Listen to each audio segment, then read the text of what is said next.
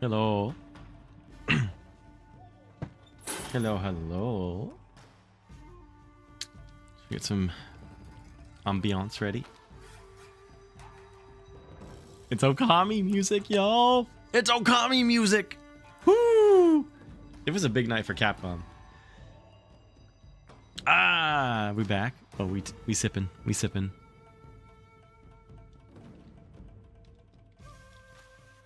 Forgot about The Witcher 4. Oh yeah. Don't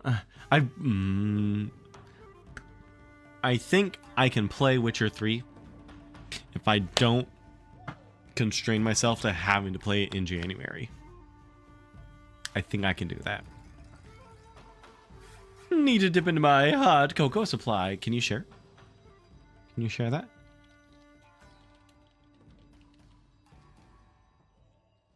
Can you share some?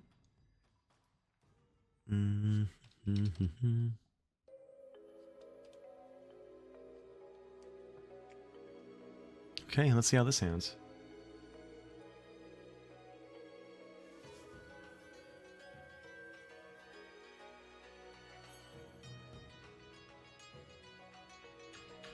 Okay. Getting ready for everyone. Where was that?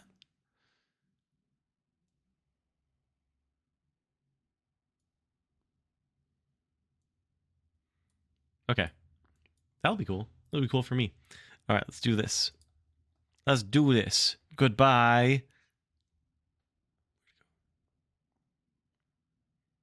Uh-oh. There we go. Goodbye, Strike.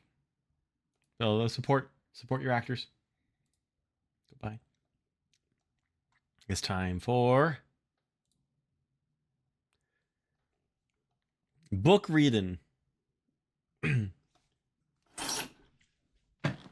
Shall we?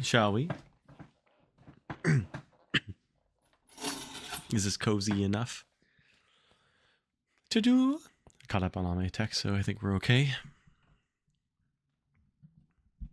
Sure, I can read it. Fine. Go there. Okay. Ooh, that's an angle.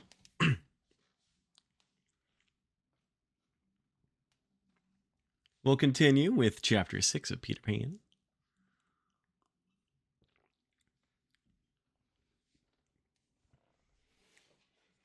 Because I need to finish this soon.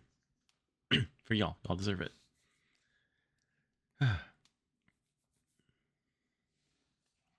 I'm not stalling, you're stalling. Okay.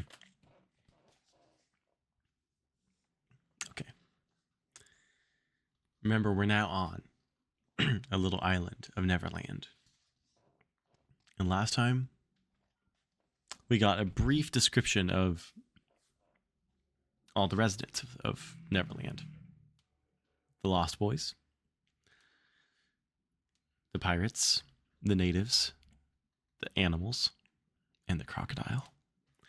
And I believe Tinkerbell was up to some hijinks with Wendy as well. So let's go forward with Chapter 6, The Little House.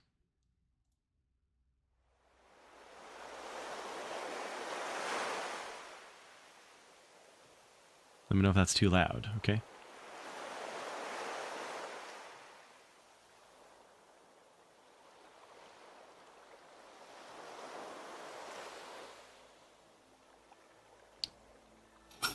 Foolish Toodles was standing like a conqueror over Wendy's body when the other boys sprang, armed from their trees.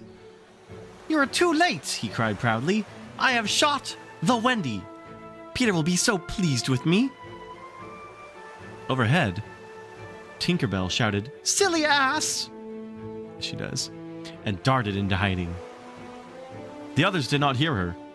They had crowded around Wendy, and as they looked, a terrible silence fell upon the wood. If Wendy's heart had been beating, they would have all heard it. Slightly was the first to speak. "This is no bird," he said in a scared voice. "I think it must be a lady." "A lady?" said Toodles, and fell a trembling. "And we have killed her," Nibs said hoarsely. They all whipped off their caps. "Oh, I see," Curly said. Peter was bringing her to us. He threw himself sorrowfully on the ground.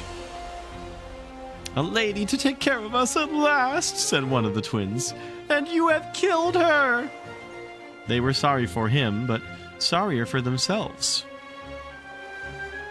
And when he took a step nearer them, they turned from him.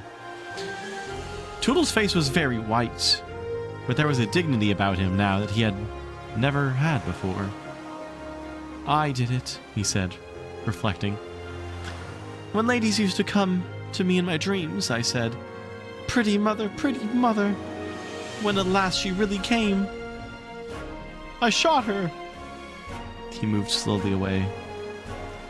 Don't go, they called in pity. I must, he answered, shaking. I am so afraid of Peter. It was at this tragic moment that they heard a sound which made the heart of every one of them rise to his mouth. They heard Peter crow. Peter, they cried. For it was always thus that he signaled his return. Hide her, they whispered, and gathered hastily around Wendy. But Tootles stood aloof. Again came that ringing crow, and Peter dropped in front of them. Greetings, boys, he cried, and mechanically they saluted. And then again was silence. He frowned. I am back, he said, hotly. But why do you not cheer? They opened their mouths, but the cheers would not come. He overlooked it in his haste to tell the glorious tidings. Great news, boys, he cried. I have brought at last a mother for you all. Still no sound, except a little thud from Tootles as he dropped on his knees. Have you not seen her? Asked Peter, becoming troubled. She flew this way. Ah, me, one voice said, and another said, oh, mournful day. Tootles rose. Peter, he said quietly, I will show her to you. When the others would have still hidden her, he said, back, twins. Let Peter see. So they all stood hack and let him see. And after he had looked for a little time, he did not know what to do next. She is dead, he said uncomfortably. Perhaps she is frightened at being dead.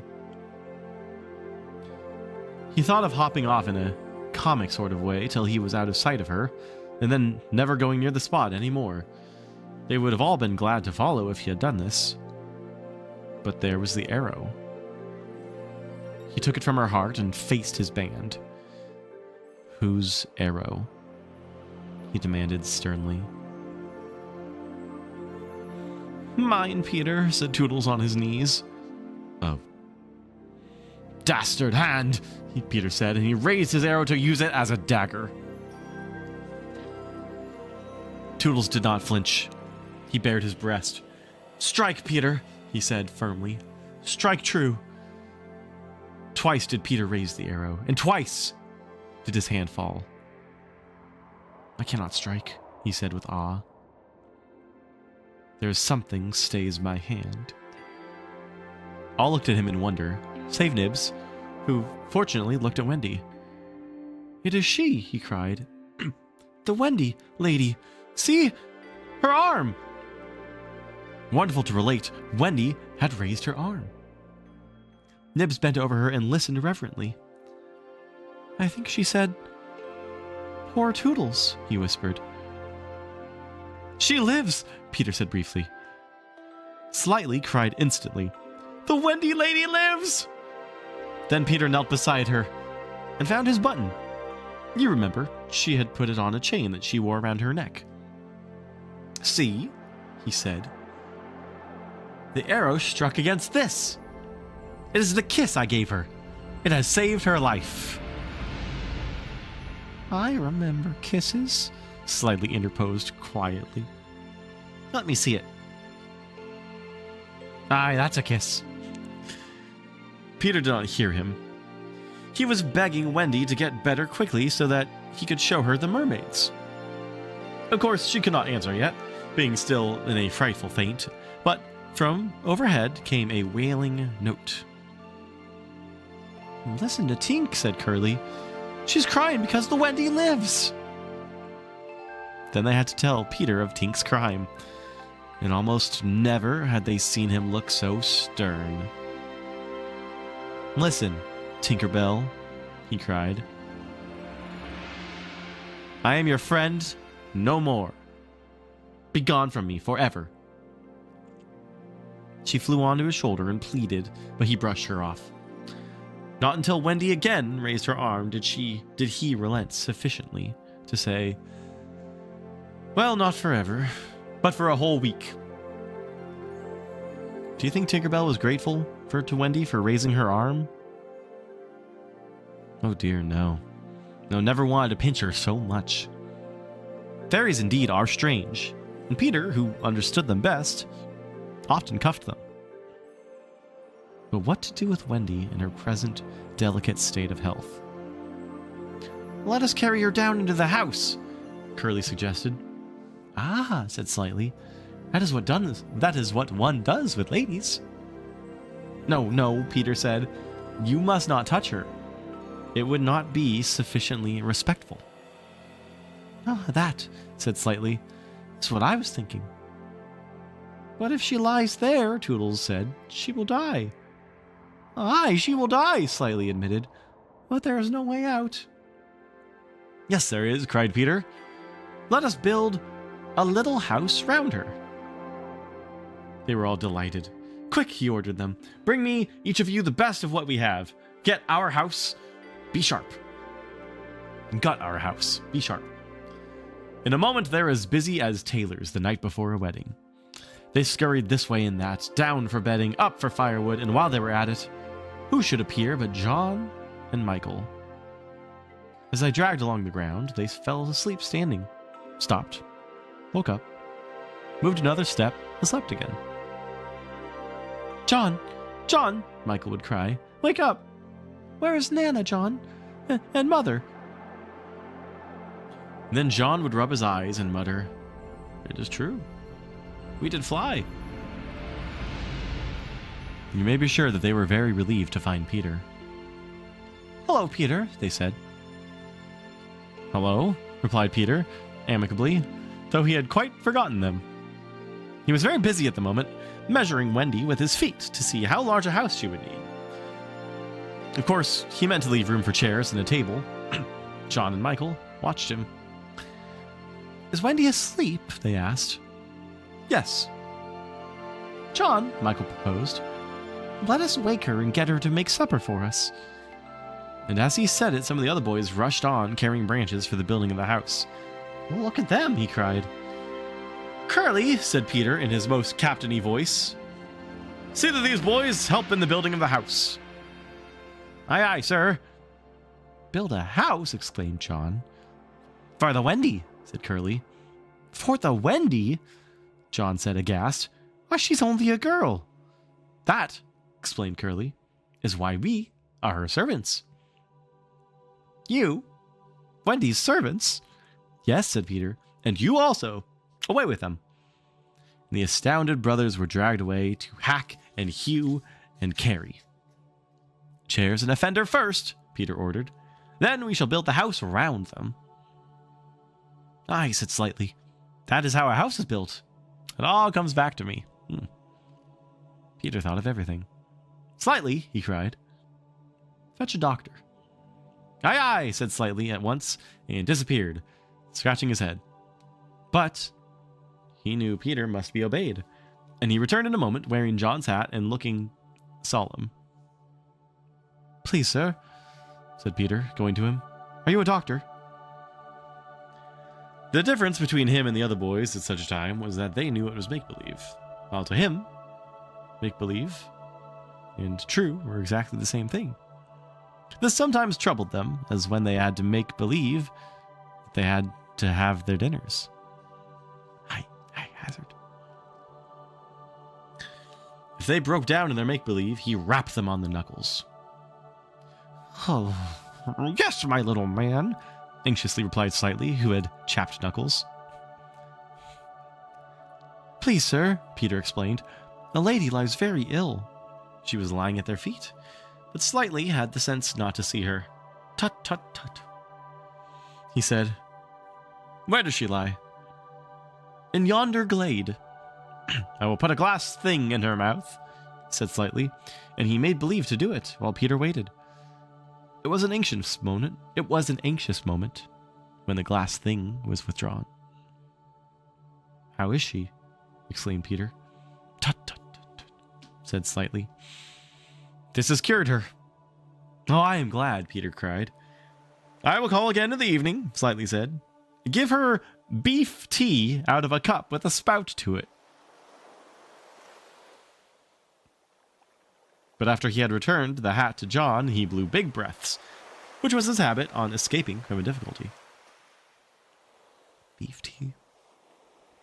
In the meantime, the wood had been alive with the sound of axes. Almost everything needed for a cozy dwelling already lay at Wendy's feet. "If only we knew," said one, "the kind of house she likes best." "Peter," shouted another, "she's moving in her sleep." "Her mouth opens," cried a third, looking respectfully into it. "Oh, lovely." "Perhaps she's going to sing in her sleep," said Peter. "Wendy, sing the kind of house you would like to have." And immediately, without opening her eyes, Wendy began to sing. "I wish I had a pretty house, the littlest ever seen, with funny little red walls and a roof of mossy green." They gurgled with joy at this, for by the greatest good luck, the branches that they had brought were sticky with red sap. And all the ground was carpeted with moss. As they rattled up the little house, they broke into songs themselves. "We've built the little walls and roof, and made a lovely door. So tell us, Mother Wendy, what are you wanting more?" To this she answered greedily, "Oh, really, next I think I'll have gay windows all about, with roses peeping in, you know, and babies peeping out." With a blow of their fists, they made windows, and large yellow leaves were the blinds. "But roses, roses!" cried Peter sternly. Quickly, they made believe to grow the loveliest roses up the walls.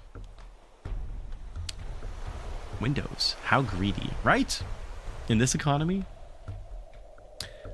Babies. To prevent Peter ordering babies, they hurried into song again. "We've made the roses peeping out, the babies are at the door. We cannot make ourselves, you know, 'cause we've been made before." Peter, seeing this to be a good idea, at once pretended that it was his own. The house was quite beautiful, and no doubt Wendy was very cozy within, though, of course, they could no longer see her. Peter strode up and down, ordering finishing touches. Nothing escaped his eagle eye. Just when it seemed absolutely finished. "There's no knocker on this door," he said. They were very ashamed, but Toodles gave the sole of his shoe, and it made an excellent knocker. Absolutely finished now, they thought. Not a bit of it. "There's no chimney," Peter said. "We must have a chimney."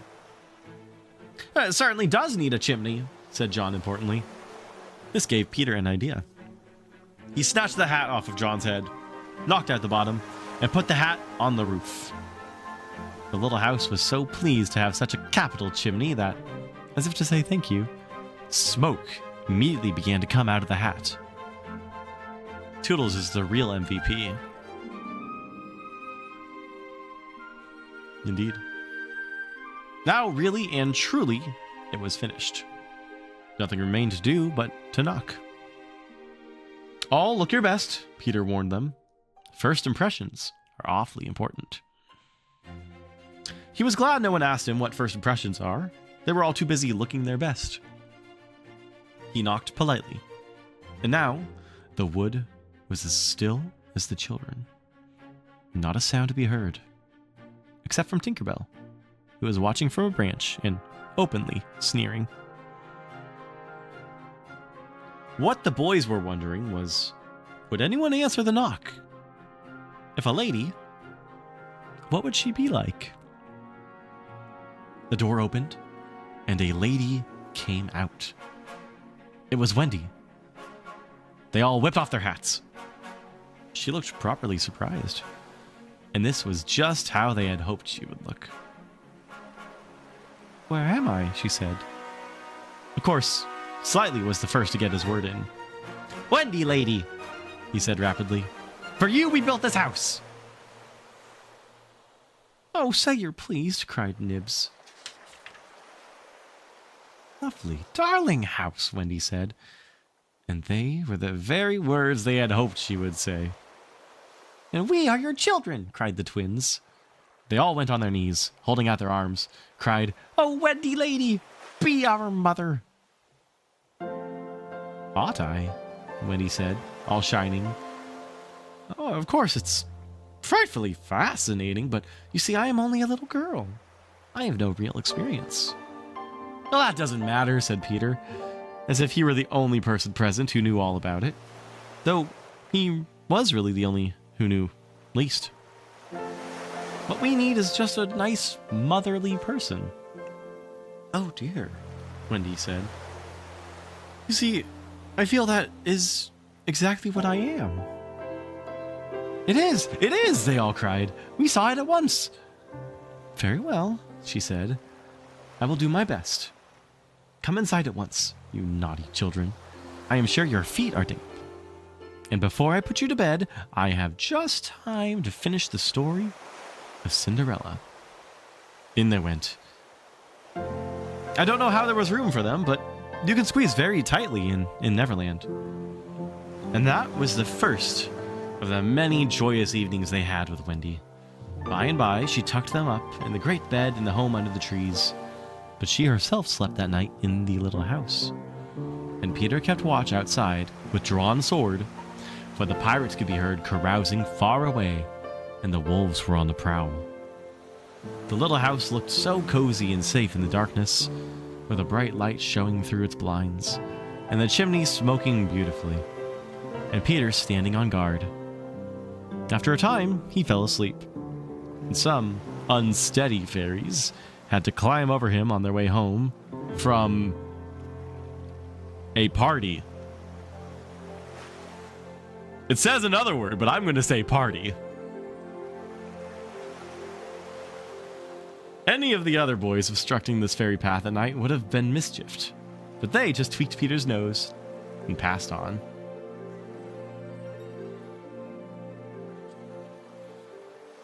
End of the chapter. I was not expected to see that word in this book. Whew.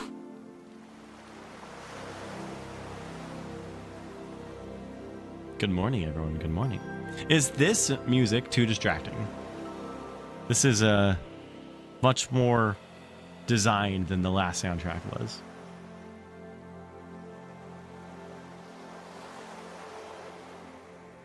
I'm trying to time it out well, but this one's much more composed than the last one.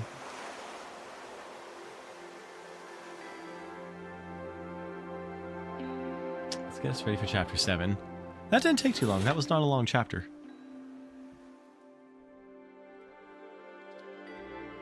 There.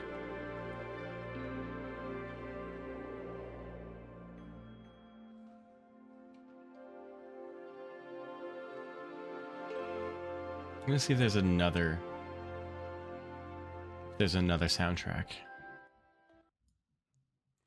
I don't think it's too distracting though. It could be a teensy bit quieter. Oh, okay. I agree.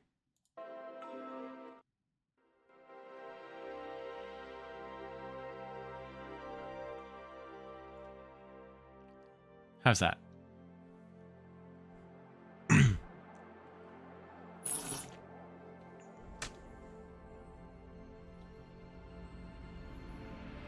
Beautiful.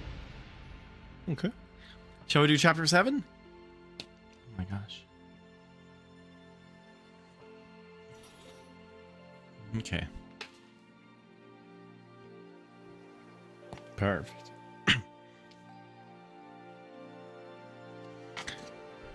Chapter 7. The Home Under the Ground. One of the first things Peter did next day was to measure Wendy and John and Michael for the hollow trees. Hook, you remember, had sneered at the boys for thinking they needed a tree apiece. But this was ignorance. For unless your tree fitted you, it was difficult to go up and down. And no two of the boys were quite the same size. Once you fitted, you drew in your breath at the top, and down you went, at exactly the right speed. While to ascend, you drew in and let out alternately, so you wriggled up. Of course, when you have mastered the action, you are able to do these things without thinking of them. But then, nothing can be more graceful. But you simply must fit. And Peter measures you for your tree as carefully as for a suit of clothes. The only difference being that clothes are made to fit you, while you have to be made to fit the tree. Usually it is done quite easily, as by wearing too many garments or too few. But if you are bumpy in awkward places, or the only available tree is an odd shape, Peter does some things to you. And after that, you fit. Once you fit, great care must be taken to go on fitting. And this, as Wendy was to discover, to her delight, keeps a whole family in perfect condition. Wendy and Michael fitted their trees at the first try. But John had to be altered a little. After a few days' practice, they could go up and down as gaily as buckets in a well. How ardently they grew to love their home under the ground. Especially Wendy. It consisted of one large room, as all houses should do, with a floor in which you could dig if you wanted to go fishing. And in this floor grew stout mushrooms of a charming color, which were used as stools. Is that why they're called toadstools? Because they're stools for... Oh! Come on, John! A never tree tried hard to grow in the center of the room, but every morning they sawed the trunk through, level with the floor. By tea time, it was always about 2 feet high, and then they put a door on top of it. The whole thus becoming a table. As soon as they cleared away, they sawed off the trunk again, and thus there was more room to play. There was an enormous fireplace, which was in almost any part of the room where you cared to light it. And across this, Wendy stretched strings, made of fiber, from which she suspended her washing. The bed was tilted against the wall by day and let down at 6:30, when it was filled where it filled nearly half the room, and all the boys slept in it, except Michael, lying like sardines in a tin. There was a strict rule against turning round until one gave the signal, when all turned at once. Michael should have used it also, but Wendy would have a baby, and he was the littlest, and you know what women are. And the short of long of it is that he was hung up in a basket. It was rough and simple, not unlike what baby bears would have made of an underground house in the same circumstances. But there was one recess in the wall, no larger than a birdcage, which was the private apartment of Tinker Bell. It could be shut off from the rest of the house by a tiny curtain, which Tink, who was most fastidious, always kept drawn when dressing or undressing. No woman, however large, could have had a more exquisite boudoir and bedchamber combined. The couch, as she always called it, was a genuine Queen Mab, with club legs, and she varied the bedspreads according to what fruit blossom was in season. Her mirror was a Puss in Boots, of which there are now only 3, unchipped, known to the fairy dealers. The washstand was pie crust, and reversible, the chest of drawers, an authentic Charming VI, and the carpet and rugs of the best, the early period of Marjorie and Robin. There was a chandelier from Tiddlywinks for the look of the thing, but of course she lit the residence herself. Tink was very contemptuous of the rest of the house, as indeed was perhaps inevitable. Her chamber, though beautiful, looked rather conceited, having the appearance of a nose permanently turned up. I suppose it was all especially entrancing to Wendy because those rampageous boys of hers gave her so much to do. Really, there were whole weeks when, except perhaps with the stocking in the evening, she was never above ground. The cooking, I can tell you, kept her nose to the pot, even if there was nothing in it, even though there was no pot. She had to keep watching that it came a boil just the same. You never exactly knew whether there would be a real meal or just a make-believe. It all depended upon Peter's whim. He could eat, really eat, if it was part of a game. But he could not stodge just to feel stodgy, which is what most children like better than anything else. The next best thing being to talk about it. Make-believe was so real to him that during a meal, if you could see him getting rounder. Of course, it was trying. You simply had to follow his lead. If you could prove to him that you were getting loose for your tree, he let you stodge. Wendy's favorite time for sewing and darning was after they had all gone to bed. Then, as she expressed it, she had a breathing time for herself. She occupied it in making new things for them and putting double pieces on the knees, for they were all most frightfully hard on their knees.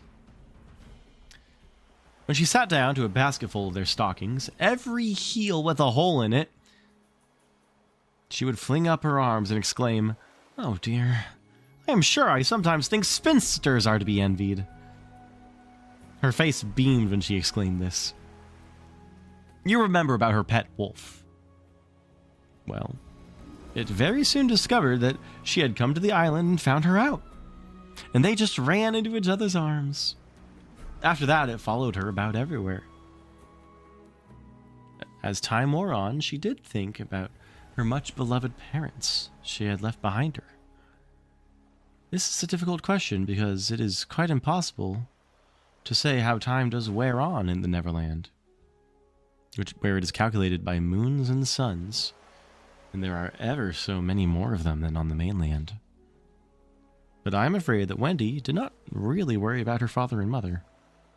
She was absolutely confident that they would always keep the window open for her to fly back by, and this gave her complete ease of mind. What did disturb her at times was that John remembered his parents vaguely only, as people he had once known, while Michael was quite willing to believe that she was really his mother. These things scared her a little, and nobly anxious to do her duty, she tried to fix the old life in their minds by setting them examination papers on it, as like as possible to the ones she used to do at school. The other boys thought this awfully interesting and insisted on joining, and they made slates for themselves, sat around the table, writing and thinking hard about the questions that she had written on another slate and passed around. They were the most ordinary questions. What was the color of Mother's eyes? Which was taller, father or mother? Was Mother blonde or brunette? Answer all three questions if possible. A. Write an essay of not less than 40 words on how I spent my last holidays, or the characters of father and mother compared. Only one of these is to be attempted. Or 1. Describe mother's laugh. 2. Describe father's laugh. 3. Describe mother's party dress. 4. Describe the kennel and its inmate. They were just everyday questions like these, and when you could not answer them, you were told to make a cross, and it was really dreadful what a number of crosses even John made. Of course, the only boy who replied to every question was Slightly. No one could have been more hopeful of coming out first. But his answers were perfectly ridiculous. And he really came out last. A melancholy thing. Peter did not compete. For one thing, he despised all mothers except Wendy. And for another, he was the only boy on the island who could neither write nor spell. Not the smallest word.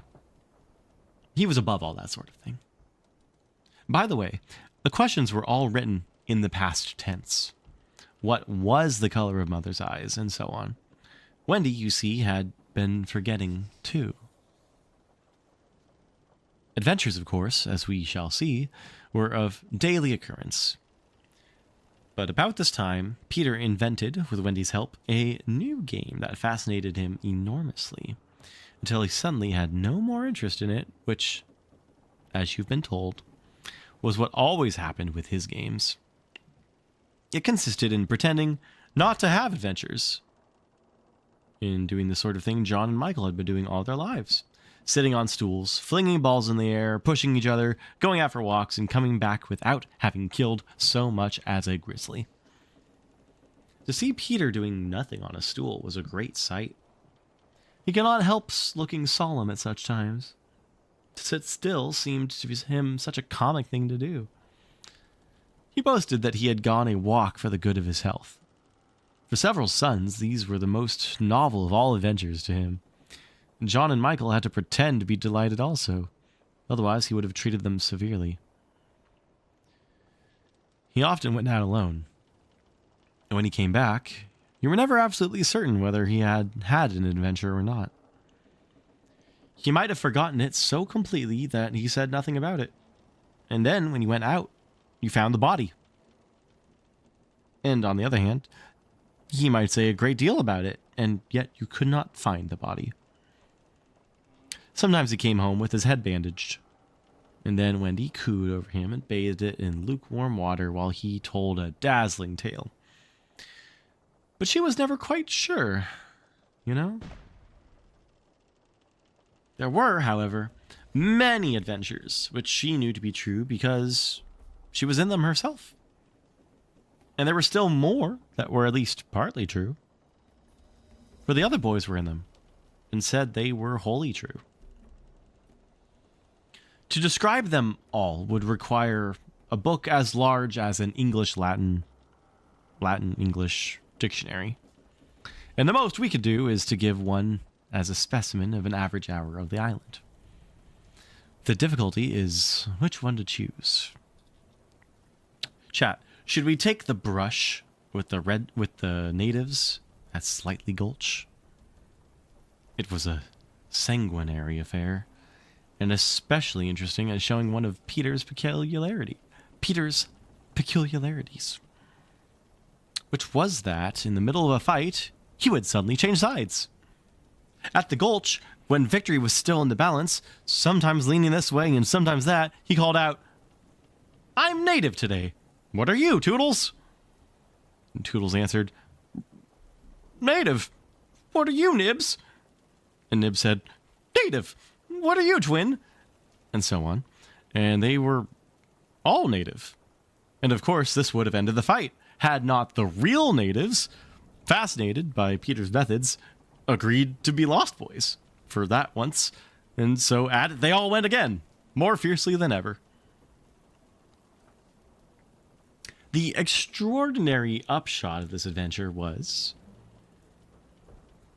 But we have not decided yet that this is the adventure we are to narrate. Perhaps a better one would be the night attack by the natives on the house under the ground, when several of them stuck in the hollow trees and had to be pulled out like corks.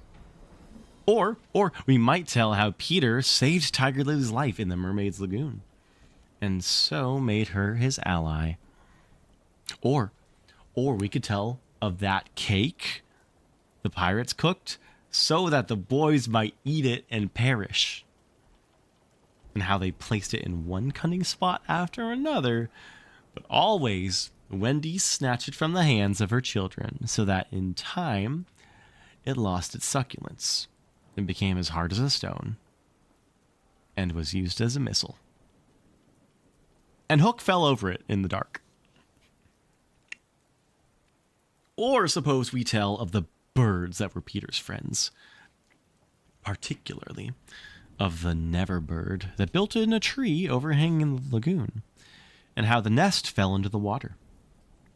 And still that bird sat on her eggs, and Peter gave orders that she was not to be disturbed. That is a pretty story, and the end shows how grateful a bird can be. But if we tell it, we must also tell the whole adventure of the lagoon, which would of course be telling two adventures at once. A shorter adventure, and quite as exciting, was Tinkerbell's attempt, with the help of some street fairies, to have the sleeping Wendy conveyed on a great floating leaf to the mainland. Fortunately, the leaf gave way and Wendy woke, thinking it was bath time, and swam back. Or again, we might choose Peter's defiance of the lions, when he drew a circle around him on the ground with an arrow and dared them to cross it. And though he waited for hours, with the other boys and Wendy looking on breathlessly from trees, not one of them would accept his challenge. Which of these adventures shall we choose, chat? The best way will be to toss for it.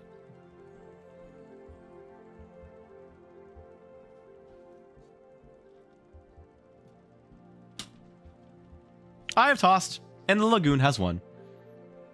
This almost makes one wish that the Gulch, or the Cake, or Tink's Leaf had won. Hi, Holly!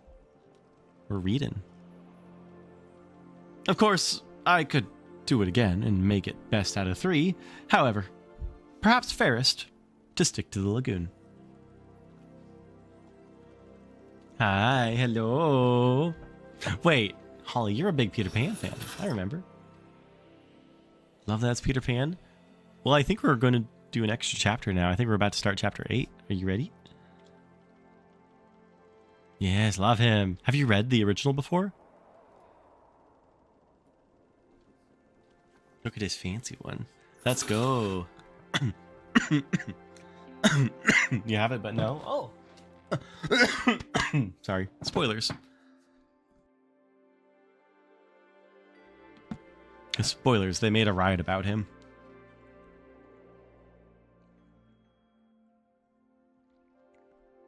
It's okay. I know the story. Okay.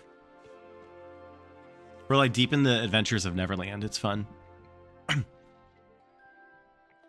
Are you ready for chapter 8? I get to use my Jungle Cruise voice. Okay. Yes. Okay. Chapter 8. The Mermaid's Lagoon. If you shut your eyes and are a lucky one, you may see at times a shapeless pool of lovely pale colors suspended in the darkness. Then, if you squeeze your eyes tighter, the pool begins to take shape, and the colors become so vivid that with another squeeze they must go on fire. But just before they go on fire, you see the lagoon. This is the nearest you ever get to it on the mainland.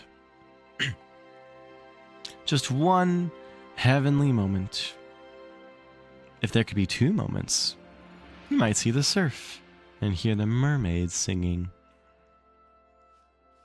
The children often spent long summer days on this lagoon, swimming or floating most of the time, playing the mermaid games in the water, and so forth.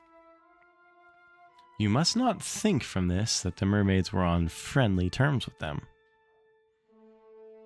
On the contrary, it was among Wendy's lasting regrets that all the time she was on the island, she never had a civil word from one of them. When she stole softly to the edge of the lagoon, she might see them by the score, especially on Marooner's Rock, where they loved to bask combing out their hair in a lazy way that quite irritated her. Or she might even swim, on tiptoe, as it were, to within a yard of them. But then they saw her and dived, probably splashing her with their tails. Not by accident, but intentionally. They treated all the boys in the same way. Except, of course, Peter, who chatted with them on Marooner's Rock by the hour and sat on their tails when they got cheeky. He gave Wendy one of their combs. The most haunting time at which to see them is at the turn of the moon, when they utter strange wailing cries. But the lagoon is dangerous for mortals then. And until the evening of which we have now to tell, Wendy had never seen the lagoon by moonlight. Less from fear, of course. For, of course, Peter would have accompanied her. Then because she had strict rules about everyone being in bed by 7. She was often at the lagoon, however, on sunny days after rain, when the mermaids came up in extraordinary numbers to play with their bubbles. The bubbles of many colors made in rainbow water they treat as balls, hitting them gaily from one to another with their tails, and trying to keep them in the rainbow till they burst. The goals are at each end of the rainbow, and the keepers are only allowed to use their hands. Sometimes a dozen of these games will be going on in the lagoon at one time, and it is quite a pretty sight. There is art on this page, but unfortunately the art is still under copyright, so I can't show you the art. But I would show you them playing Mermaid Ball, but I can't. But the moment the children tried to join in, they had to play by themselves, for the mermaids immediately disappeared. Nevertheless, we have proof that they secretly watched the interlopers, and were not above taking an idea from them. For John introduced a new way of hitting the bubble, with the head instead of the hand, and the mermaids adopted it. This is the one mark that John has left on Neverland. Roasted. It must also have been rather pretty to see the children resting on a rock for half an hour after their midday meal.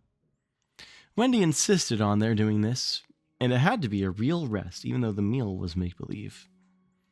So there they lay in the sun, and their bodies glistened in it, while she sat beside them and looked important. It was one such day. They were all on Marooner's Rock. The rock was not so much larger than their great bed.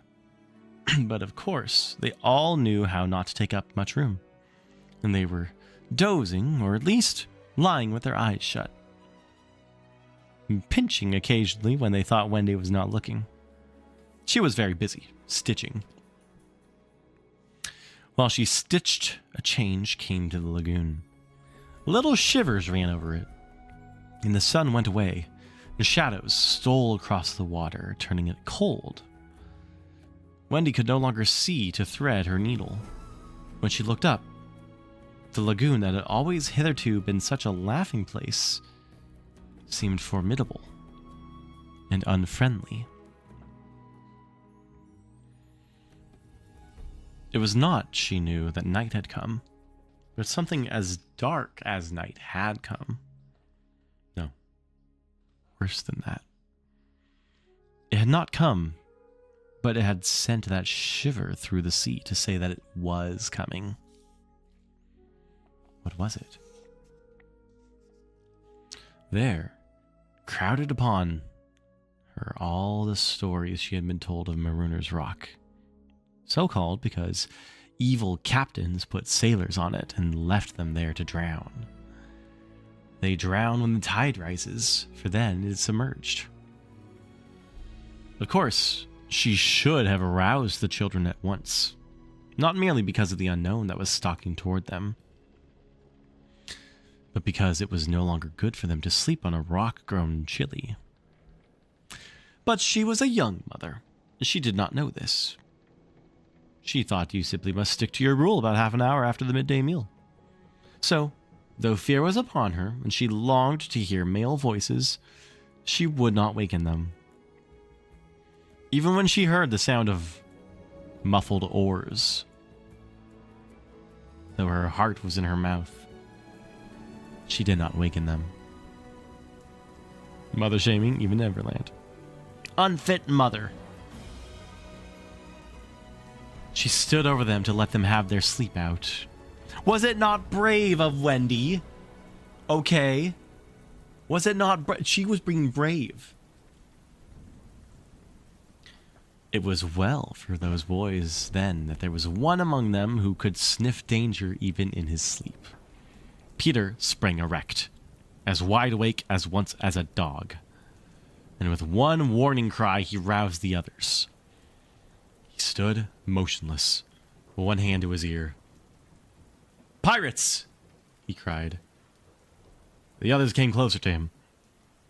A strange smile was playing about his face, and Wendy saw it and shuddered. While that smile was on his face, no one dared address him. All they could do was stand ready to obey. The order came sharp and incisive. Dive!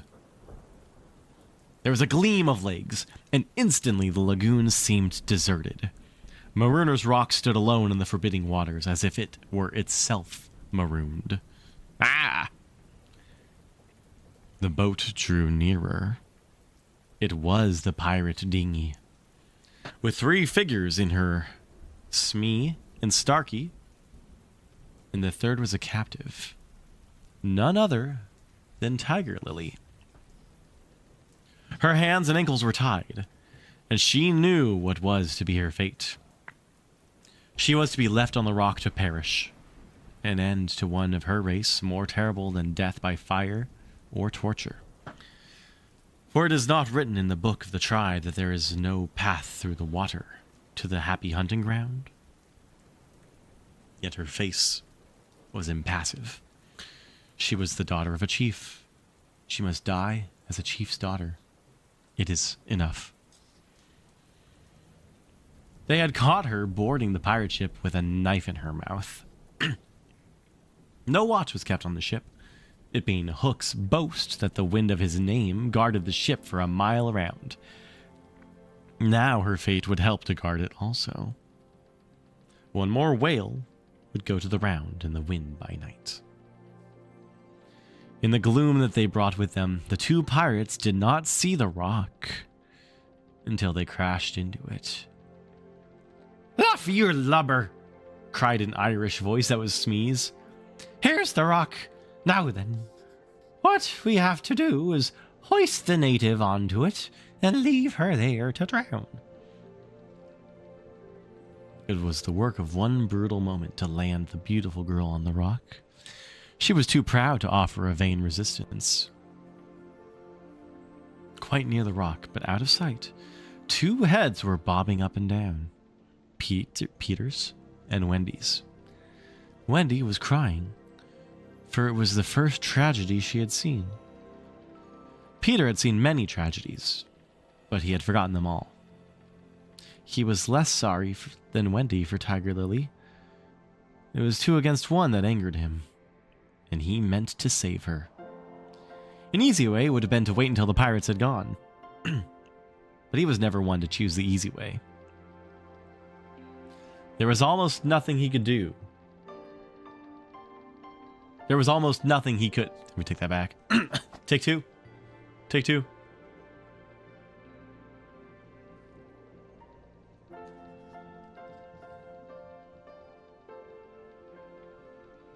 There was almost nothing he could not do. That's important. Drink all the water. Thank you. There was almost nothing he could not do. And he now imitated the voice of a Hook. "Ahoy there, you lubbers!" he called. It was a marvelous imitation. "Hi, the captain," said the pirates, staring at each other in surprise. "He must be swimming out to us," Starkey said. when they had looked for him in vain. We're putting the native on the rock, Smee called out. Set her free, came the astonishing answer. Free? Yes. Cut her bonds and let her go. But Captain... At once, do you hear? Cried Peter, or I'll plunge my hook in you. This is queer, Smee gasped. Better do what the captain orders, said Starkey nervously. Aye, aye, Smee said, and he cut Tiger Lily's cords.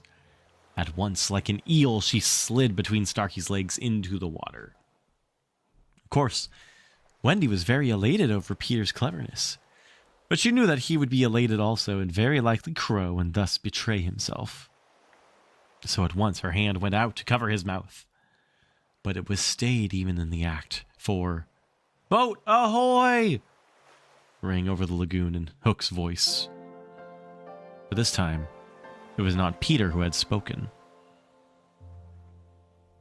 Peter may have been about to crow, but his face puckered in a whistle of surprise instead.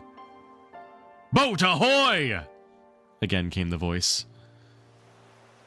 Shad Popcorn, get some. Now Wendy understood. The real Hook was also in the water. He was swimming to the boat, and as his men showed a light to guide him, he soon reached them. In the light of the lanterns, Wendy saw his hook grip the boat's side. She saw his evil, swarthy face as he rose, dripping from the water, and, quaking, she would have liked to swim away. But Peter would not budge. He was tingling with life, and also top-heavy with conceit. Am I not a wonder? Oh, am I a wonder? He whispered to her. And though she thought so, she was really glad for the sake of his reputation that no one heard him except himself. He signed her to listen. New goals? Most of the Genshin characters are top-heavy with conceit. Anyway, the two pirates were very curious to know what had brought their captain to them. But he sat with his head on his hook in a position of profound melancholy. Captain? Is all well? They asked timidly. But he answered with a hollow moan.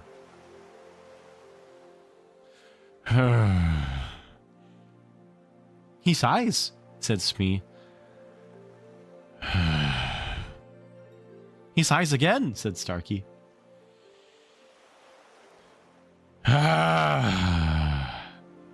And yet a third time he sighs, said Smee. What's up, Captain? Then at last, he spoke passionately. The game's up, he cried. Those boys have found a mother. Affrighted though she was, Wendy swelled with pride. Oh, evil day, said Starkey. What's a mother? Asked the ignorant Smee. Wendy was so shocked that she exclaimed, He doesn't know. And always after this she felt that if you could have a pet pirate, Smee would be her one. I'd sigh a lot too if I were Hook. Why? He's cool. Peter pulled her beneath the water, for Hook lead started up, crying, What was that? I heard nothing, said Starkey, raising the lantern over the waters. And as the pirates looked, they saw a strange light. It was the nest I told you of, floating on the lagoon, and the Neverbird was sitting on it. See? Said Hook in answer to Smee's question. That is a mother. What a lesson.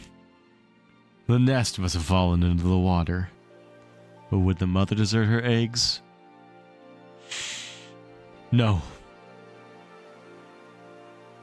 There was a break in his voice, as if for a moment he recalled innocent days when... But he brushed away this weakness with his hook. Smee, much impressed, gazed at the bird in the nest. Gazed at the bird as the nest was borne past. But the more suspicious Starkey said, if she's a mother, perhaps she's hanging about here to help Peter. Hook winced. Aye, he said. That is the fear that haunts me. He was roused from this dejection by Smee's eager voice.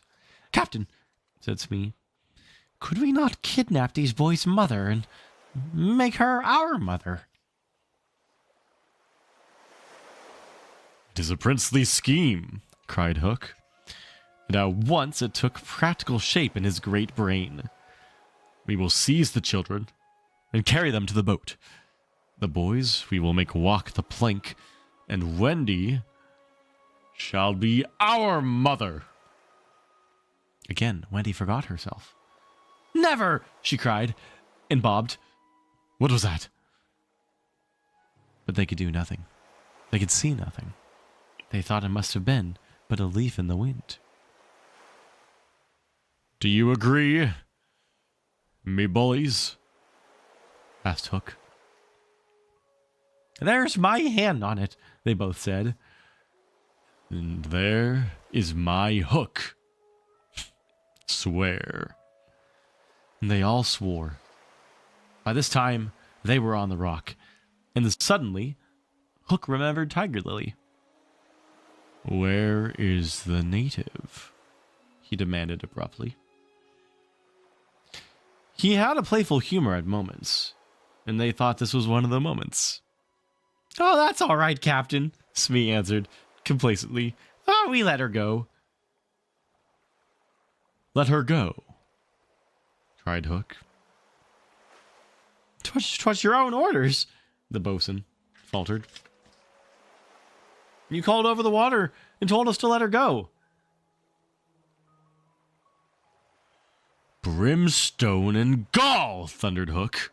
What cozening is here? His face had gone black with rage, but he saw that they believed their words, and he was startled. Lads, he said, shaking a little, I gave no such order. It is passing queer, Smee said, and they all fidgeted uncomfortably. Hook raised his voice, but there was a quiver in it. Spirit that haunts this lagoon tonight, he cried, dost hear me? Of course, Peter should have kept quiet, but of course he did not. He immediately answered in Hook's voice. Odds Bob's hammer and tongs, I hear you. In that supreme moment, Hook did not blanch even at the gills. But Smee and Starkey clung to each other in terror. Who are you, stranger? Speak, Hook demanded. I am James Hook, replied the voice, captain of the Jolly Roger. You are not. You are not, Hook said, hoarsely. Brimstone and gall, the voice retorted. Say that again and I'll cast anchor in you. Hook tried a more ingratiating manner. If you are Hook, he said almost humbly, come tell me, who am I? A codfish, replied the voice. Only a codfish. A codfish? Hook echoed blankly. And it was then, but not till then, that his proud spirit broke. He saw his men draw back from him. Have we been Have we been captured all this time by a codfish? They muttered. That's lowering to our pride. They were his dogs, snapping at him, but, tragic figure though he had become, he scarcely heeded them. Against such fearful evidence, it was not their belief in him that he needed. It was his own. He felt his ego slipping from him. Don't desert me, bully, he whispered hoarsely to it. Brimstone and gall, this is why Hook sighs. In his dark nature, there was a touch of the feminine. As in all the greatest pirates, it sometimes gave him intuitions. Suddenly, he tried the guessing game. Hook, he called.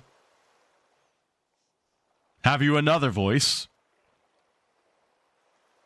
Now Peter could never resist a game, and he answered blithely in his own voice. I have.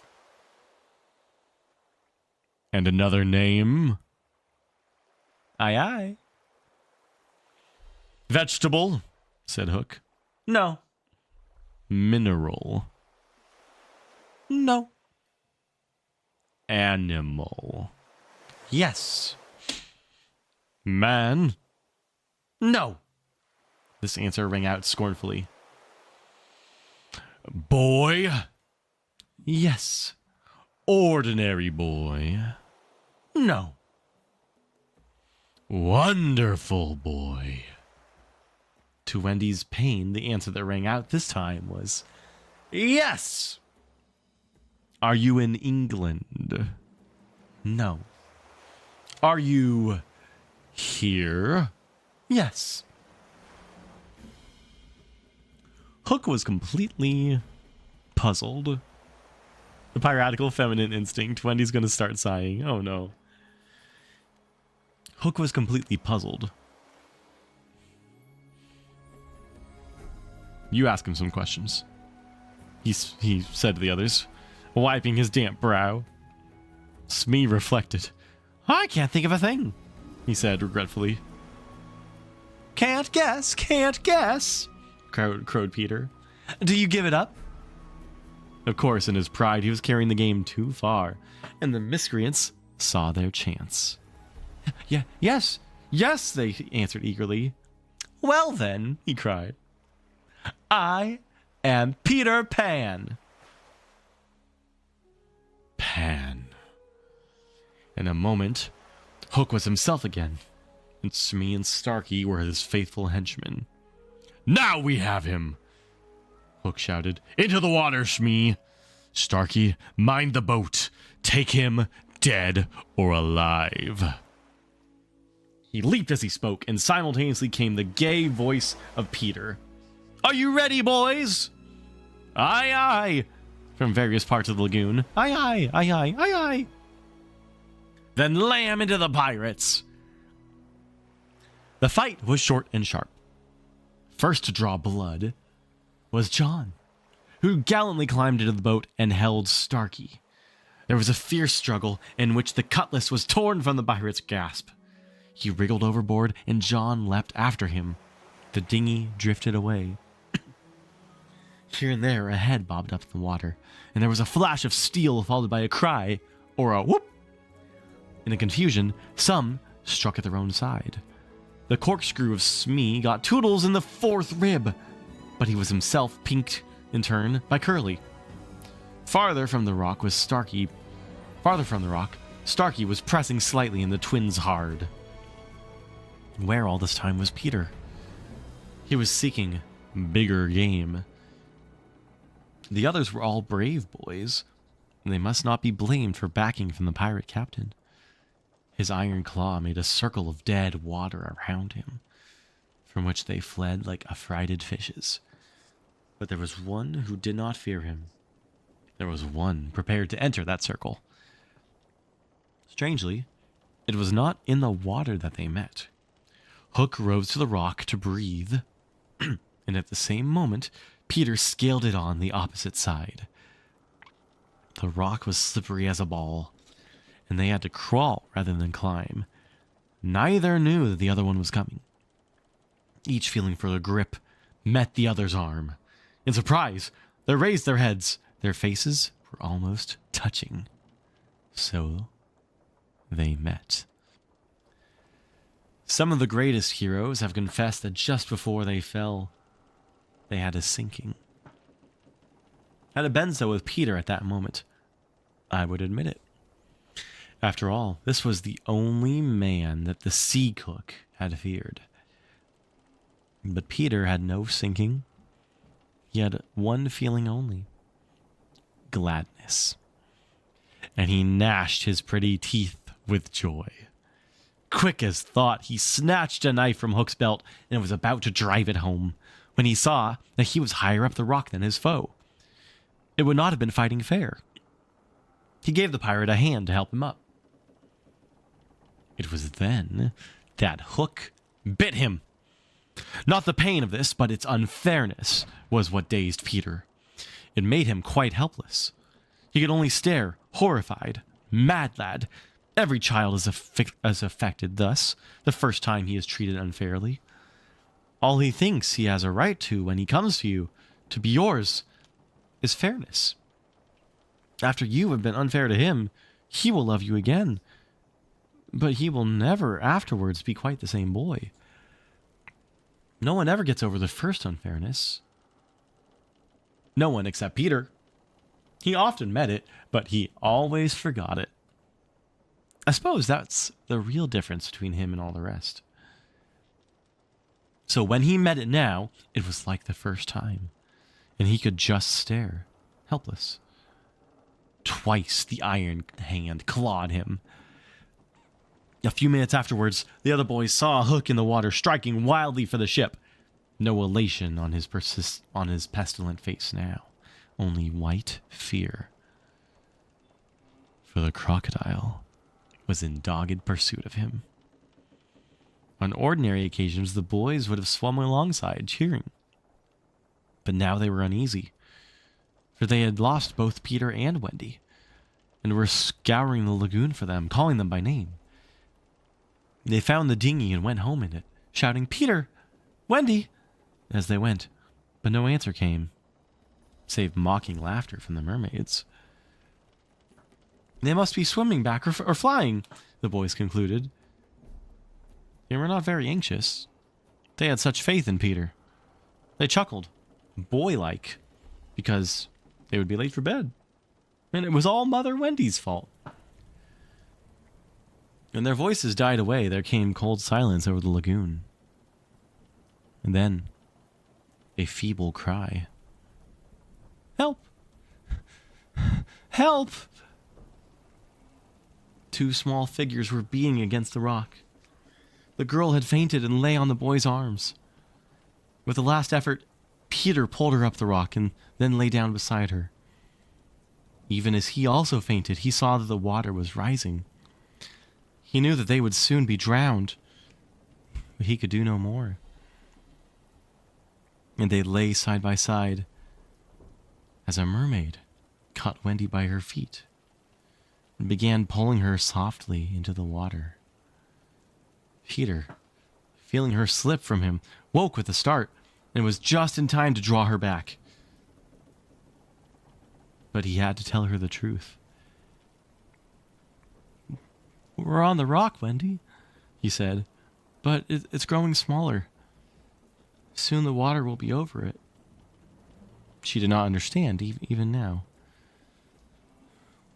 "We must go," she said, almost brightly. "Yes," he answered faintly. Shall we swim or fly, Peter?" He had to tell her.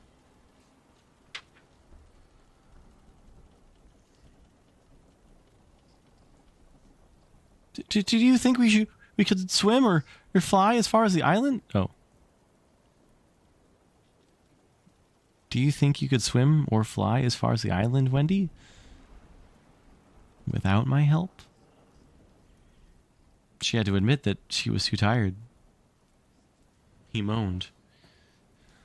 What is it? She asked, anxious about him at once. I can't help you, Wendy. Hook wounded me. I can neither fly nor swim. Do you mean we shall both be drowned? Look how the water is rising. They put their hands over their eyes to shut out the sight. They thought they would soon be no more. As they sat, thus something brushed against Peter as light as a kiss, and stayed there, as if saying timidly, "Can I be of use?" It was the tail of a kite, which Michael had made some days before.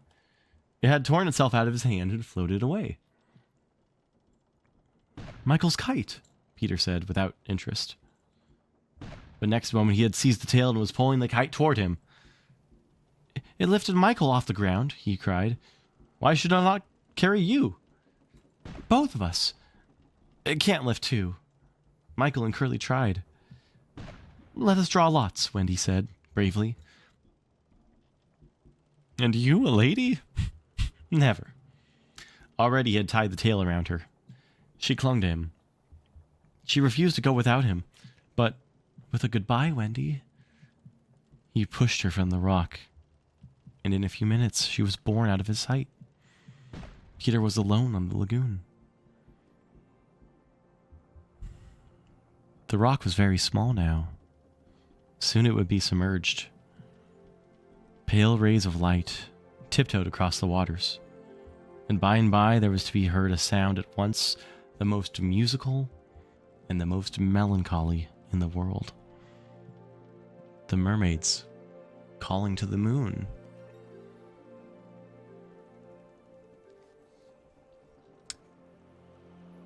Peter was not quite like the other boys, but he was afraid at last. A tremor ran through him, like a shudder passing over the sea. But on the sea, one shudder follows another, till there are hundreds of them. Peter felt just the one. Next moment, he was standing erect on the rock again, with that smile on his face and a drum beating within him. It was saying, "To die will be an awfully big adventure."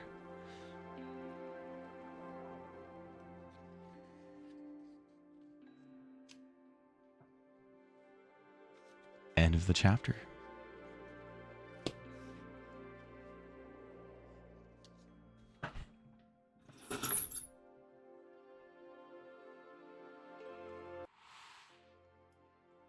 Do we live in suspense, y'all? Do we live in suspense until the next one? That's 3 chapters. Do we do it? More. What is bedtime? What is bedtime?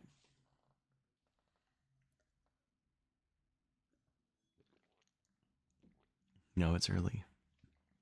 Who wants more? It's okay. I can probably do one more chapter.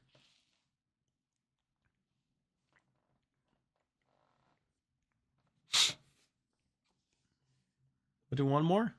I'm greedy. Fair.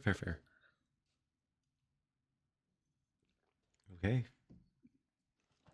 Can't leave you on a cliffhanger, can I?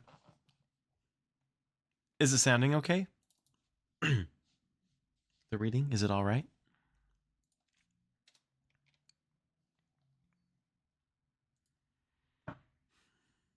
Or is it not the voice that matters? It's the delivery.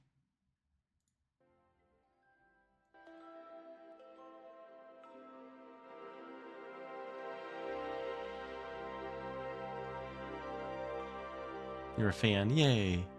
All right. Chapter 9.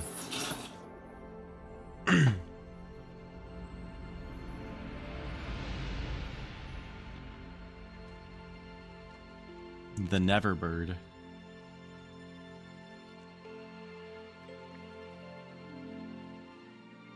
The last sounds Peter heard before he was quite alone were the mermaids retiring one by one to their bedchambers under the sea. Turns down a little bit.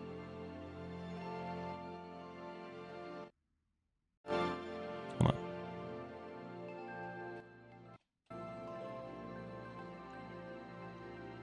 Is that too loud? Or is this fine? Let's go here.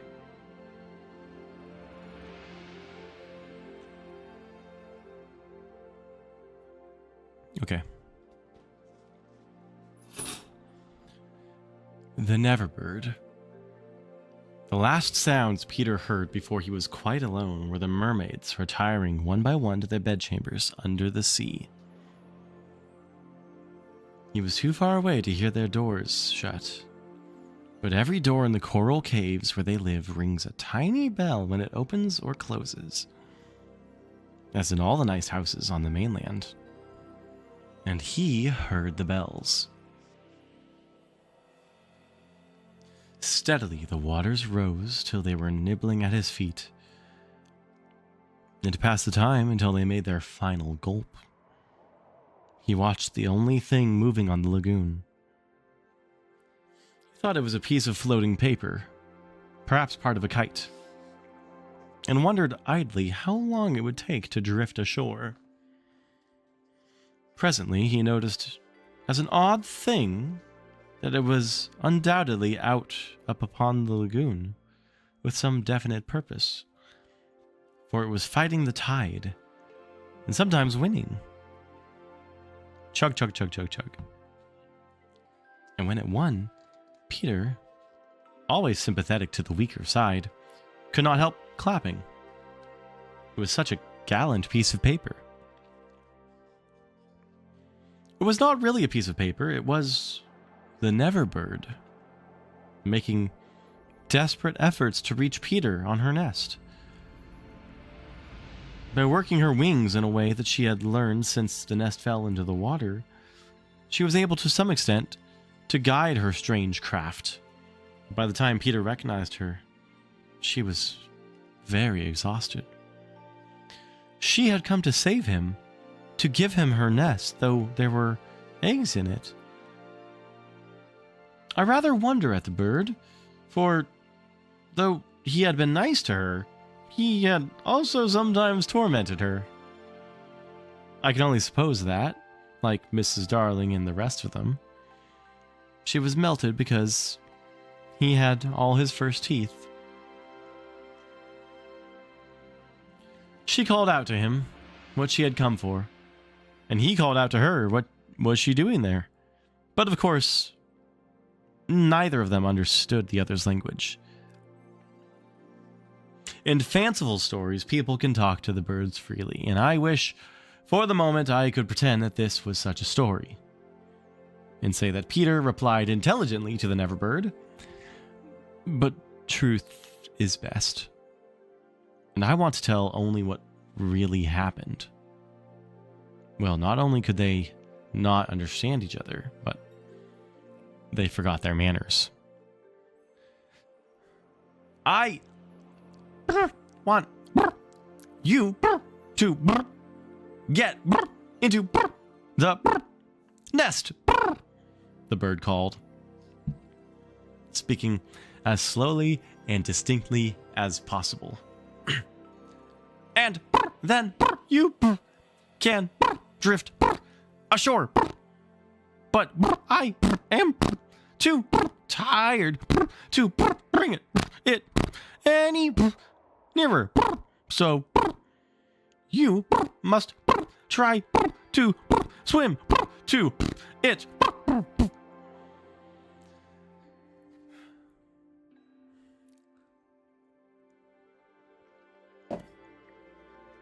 What are you quacking about? Peter said.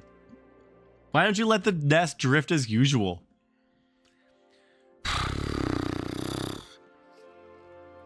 I want you, the bird said, and repeated it all over.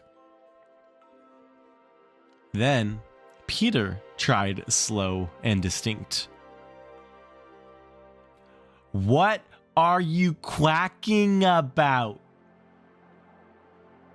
This is why the Neverbird sighs. And so on.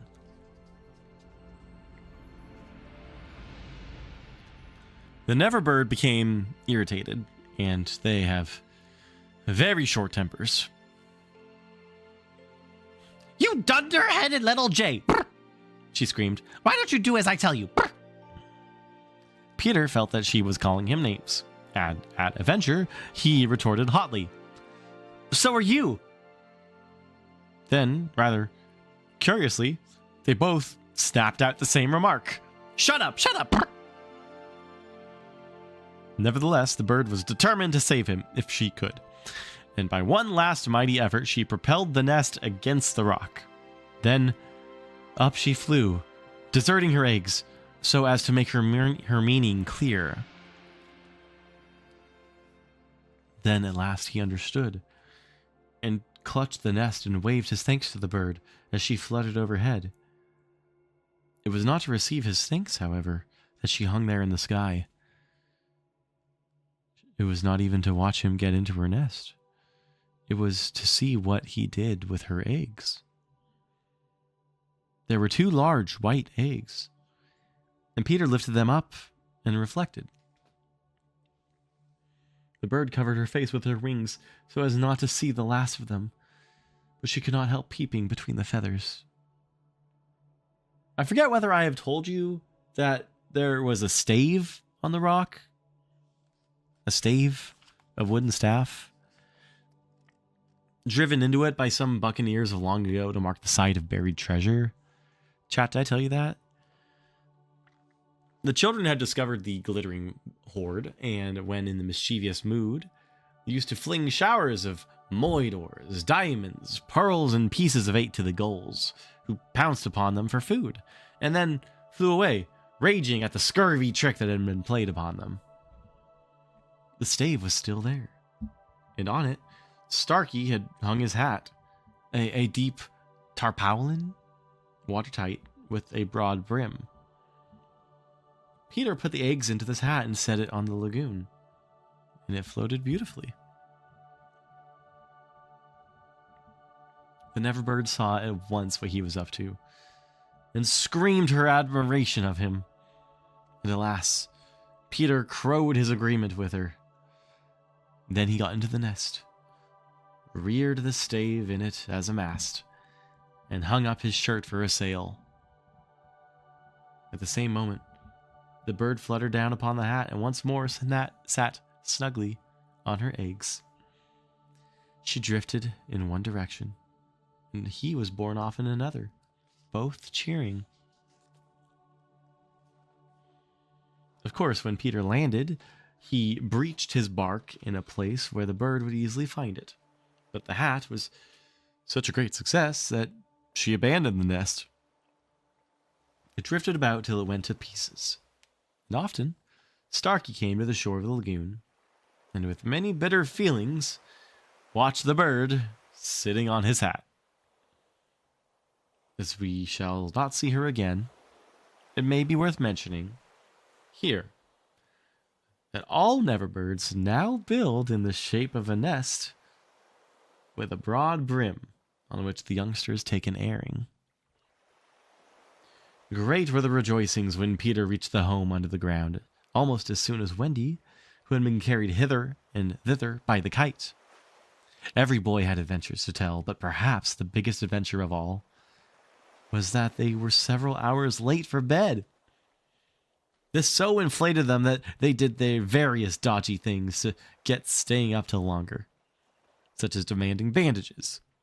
Wendy, though glorying in having them all home again and safe and sound, was scandalized by the lateness of the hour, and cried, "To bed! To bed!" in a voice that had to be obeyed. Next day, however, she was awfully tender, and gave out bandages to everyone, and they played till bedtime at limping about and carrying their arms in slings.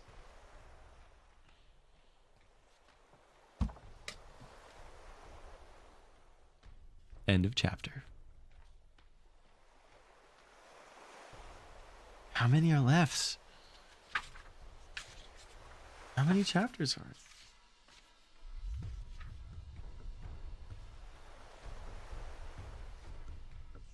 One more. Oh, wow. Oh, you greedy.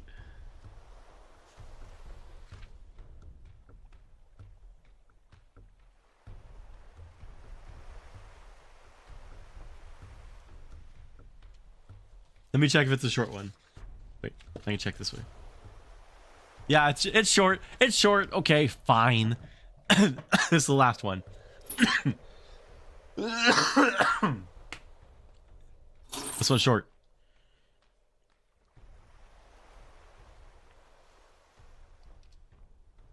But then that's it.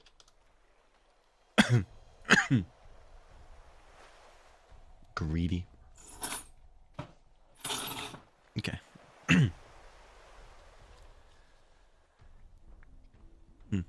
Chapter 10.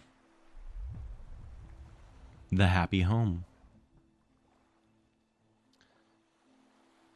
One important result of the brush on the lagoon was that it made the natives their friends. Peter had saved Tiger Lily from a dreadful fate, and now there was nothing she and her braves would not do for him. All night they sat above, keeping watch over the home under the ground, and awaiting the big attack by the pirates, which obviously could not be much longer delayed. Even by day, they hung about, smoking the pipe of peace, and looking almost as if they wanted tidbits to eat. They called Peter the Great White Father, prostrating themselves before him, and he liked this tremendously, so that it was not really good for him. The Great White Father, he would say to them in a very lordly manner, and as they groveled at his feet, is glad to see the Pickaninny warriors protecting his wigwam from the pirates. Oh, Peter, that's not woke. I'm Tiger Lily, the lovely creature would reply. Peter Pan saved me. Me, his very nice friend. Me no let pirates hurt him. She was far too pretty to cringe in this way, but Peter thought it his due, and he would answer condescendingly. It is good. Peter Pan has spoken. Always when he said, Peter Pan has spoken, it meant that they must now shut up. And they accepted it humbly in that spirit, but they were by no means so respectful to the other boys, whom they looked upon as just ordinary braves. They said, how do? To them. And things like that. And what annoyed the boys was that Peter seemed to think this all right. Not woke, not cool. Secretly, Wendy sympathized with them a little, but she was far too loyal a housewife to listen to any complaints against Father. Father knows best, she's always said, whatever her private opinion must be. And her private opinion was that the natives should not call her a squaw. We have now reached the evening that was to be known among them as the Night of Nights, because of its adventures and their upshot.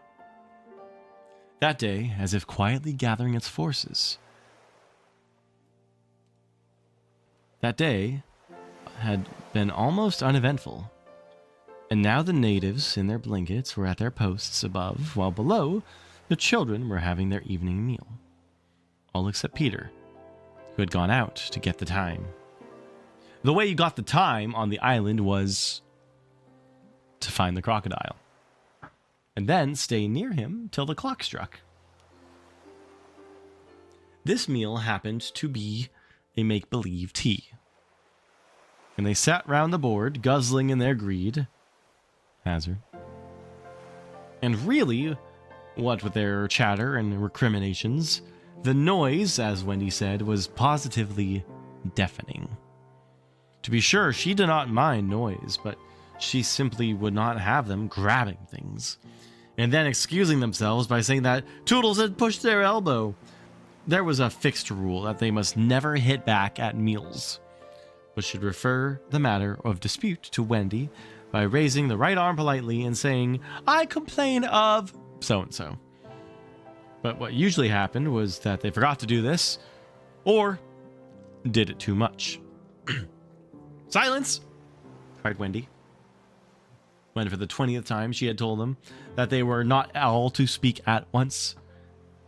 "Is your mug empty, Slightly darling?"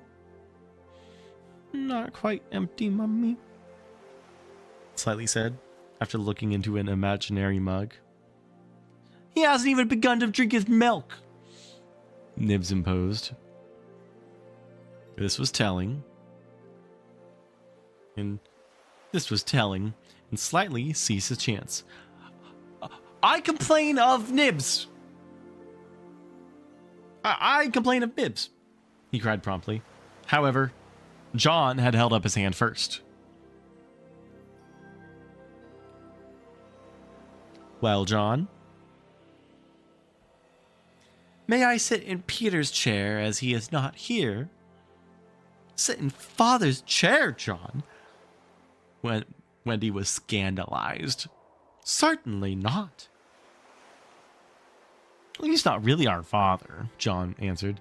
"He didn't even know how a father does till I showed him." This was grumbling. "We complain of John!"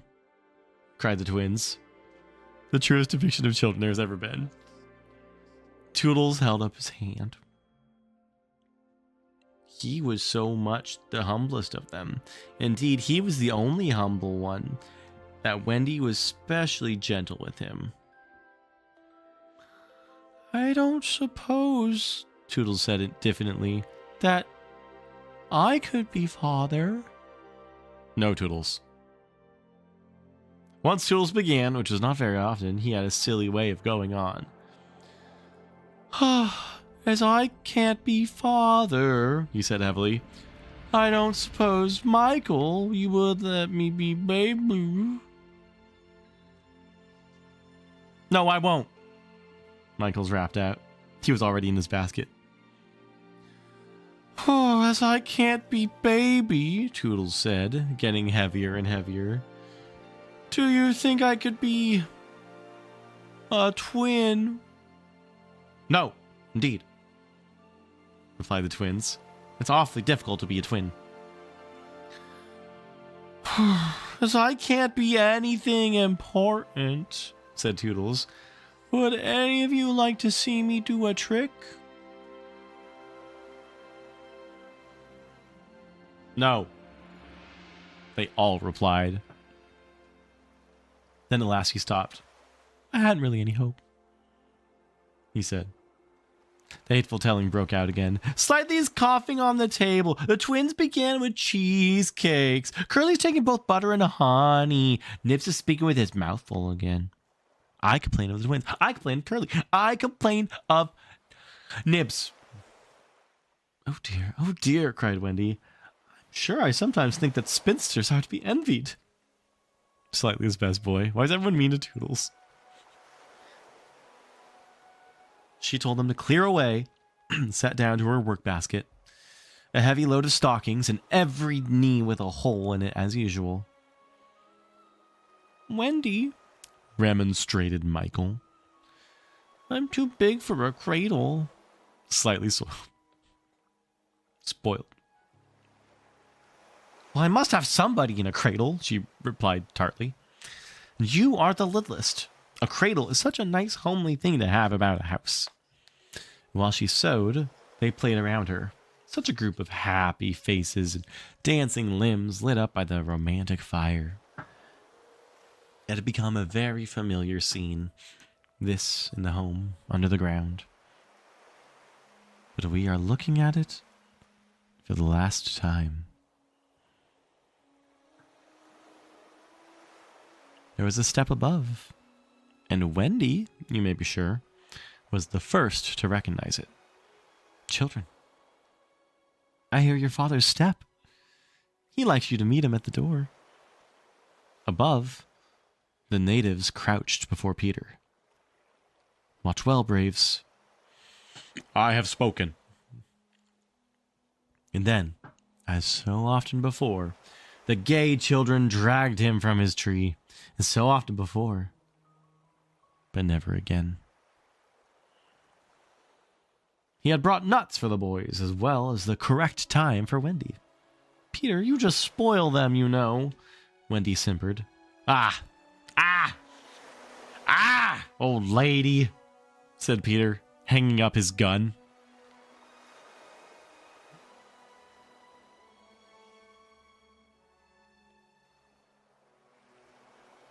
It was me told him mothers are called old ladies, Michael whispered to Curly. I complain of Michael, said Curly instantly. The first twin came to Peter. Father, we want to dance. Dance away, my little man, said Peter, who was in high good humor. But we want you to dance. Peter was really the best dancer among them, but he pretended to be scandalized. Me? My old bones would rattle. And Mummy, too. What? Cried Wendy. On a Saturday, it's a school night. I thought it was Saturday for a second. What? The mother of such an armful? Dance? But on a... Oh. You know these... But on a Saturday night, slightly insinuated. It was not really Saturday night. At least it may have been, for they had long lost count of the days, but always, if they wanted to do anything special, they said this was Saturday night. And then they did it. Of course it's Saturday night, Peter, Wendy said, relenting. People of our figure, Wendy. But it's only among our own progeny. True, true. So they were told they could dance. But they must put on their nighties first. Old lady, Peter said aside to Wendy, warming himself by the fire and looking down at her as she sat turning a heel. There is nothing more pleasant of an evening for you and me when the day's toil is over than to rest by the fire and the little ones dance nearby. Oh, it is sweet, Peter, isn't it? Wendy said, frightfully gratified. Peter, I think Curly has your nose. Michael takes after you. She went to him and put her hand on his shoulder. Dear Peter, she said, with such a large family, of course, I have now passed my best. I mean, you don't want to change me, do you? No, Wendy. Certainly he did not want to change, but he looked at her uncomfortably, blinking. You know, like one not sure whether he has been awake or asleep. Peter, what is it? I was just thinking, he said, a little scared. It's only make-believe, isn't it? That I am their father? Oh, yes, Wendy said primly. You see, he continued apologetically, it would make me seem so old to be their real father. But they are ours, Peter, yours and mine. But not really, Wendy, he asked anxiously. Not if you don't wish it, she replied. And she distinctly heard his sigh of relief. Peter, she asked, trying to speak firmly, what are your exact feelings of me? Those of a devoted son, Wendy. I thought so, she said, and went and sat by herself at the extreme end of the room. You're so queer, he said, frankly puzzled. And Tiger Lily is just the same. There's something she wants to be to me, but she says it is not my mother. No, indeed. It is not, Wendy replied with frightful emphasis.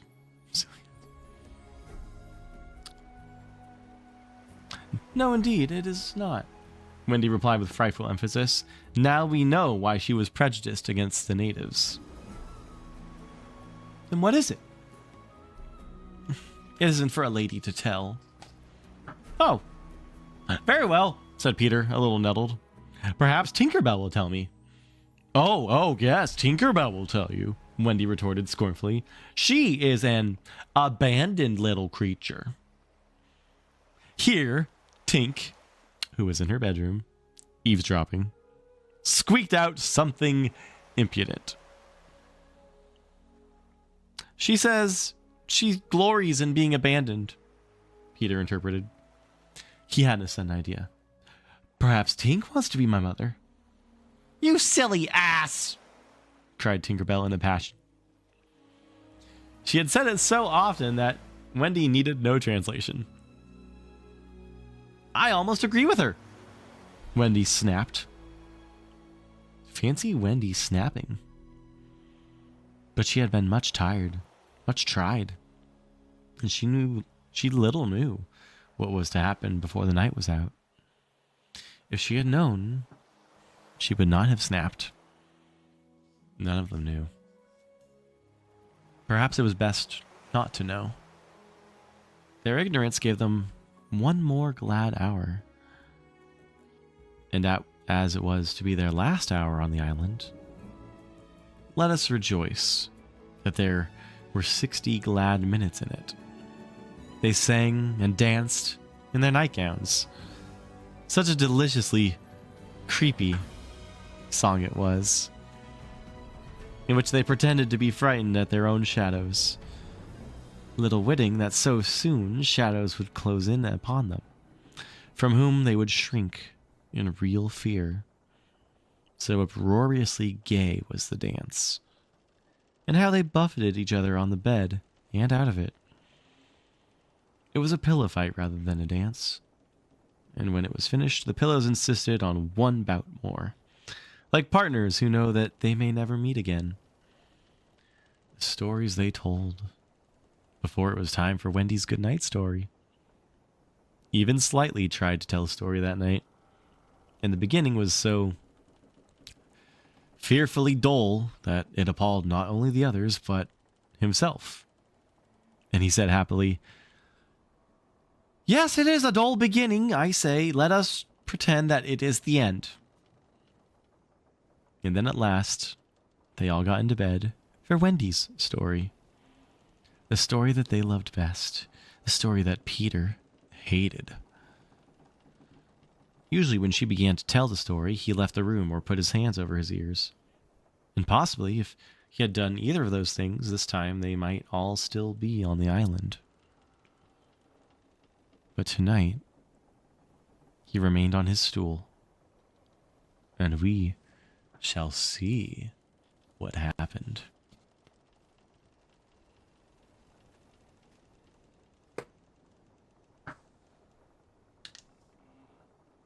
Next time. Next time.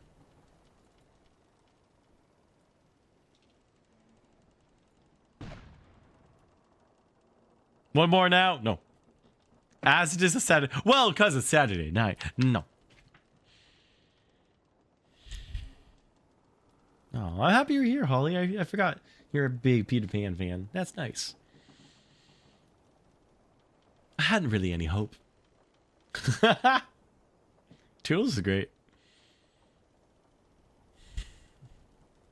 Toodles, I love him. He's good.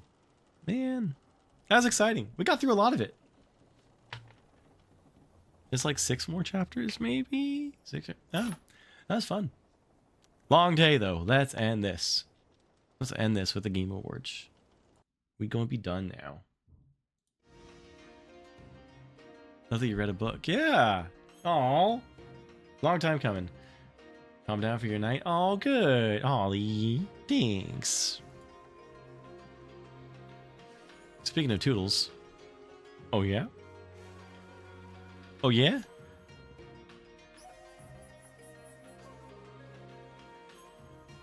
We're gonna try to finish this before December is over. I won't make y'all wait another month. Okay? Thank you for listening and wanting me to read.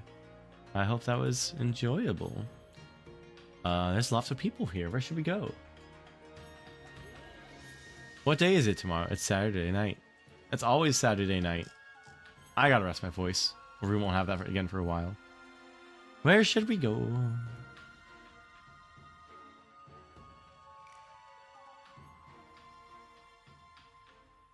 I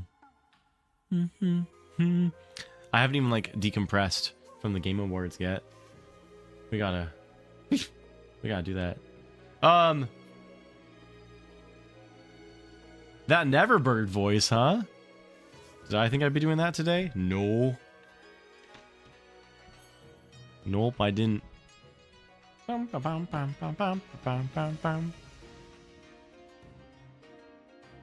Just hi to this guy.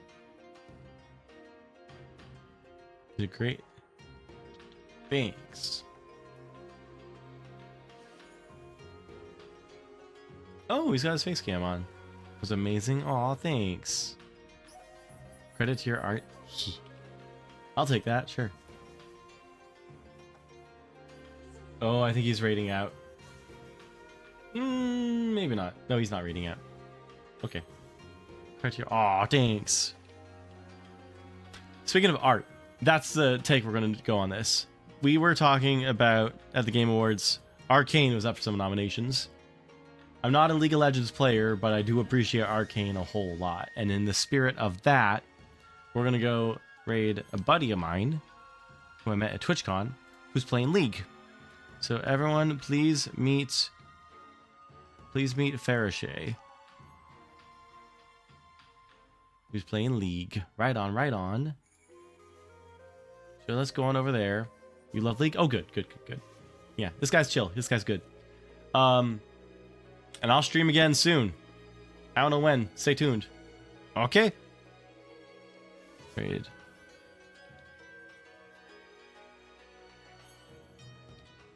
Have a wonderful night. No, you. No, you. All right. Thanks, everybody. Good night. Good night.